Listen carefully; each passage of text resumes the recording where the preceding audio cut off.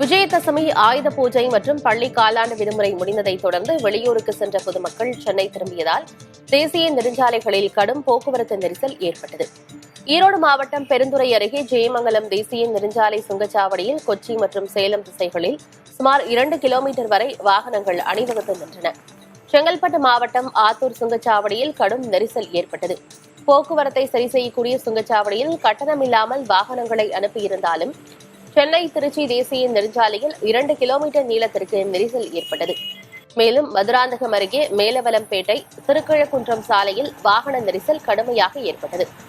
காவல்துறையினர் போக்குவரத்தை கட்டுப்படுத்தும் நோக்கில் மேல்மருவத்தூர் அருகே கனரக வாகனங்களை மாற்றிவிட்டும் மேலவளம்பேட்டையிலிருந்து சிலாவட்டம் வரை 7 கிலோமீட்டர் தூரத்திற்கு வாகன நெரிசல் உருவாகி வாகனங்கள் ஆமை வேகத்தில் முன்னேறின.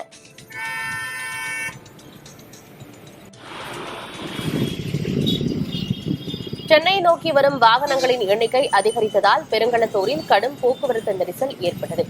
காலாண்டு தேர்வு விடுமுறைக்கு பிறகு பள்ளிகள் திறக்கப்பட உள்ளதால் சென்னையிலிருந்து சொந்த ஊர்களுக்கு சென்றவர்கள் திரும்பியதை அடுத்து வண்டலூர் பெருங்களத்தூர் தேசிய நெடுஞ்சாலையில் கடும் போக்குவரத்து நெரிசல் ஏற்பட்டது. இதனால் சென்னை நோக்கி வந்த கனரக மற்றும் சரக்கு வாகனங்கள் வண்டலூர் மேம்பாலத்திலிருந்து படப்பை நோக்கி திருப்பிவிடப்பட்டன.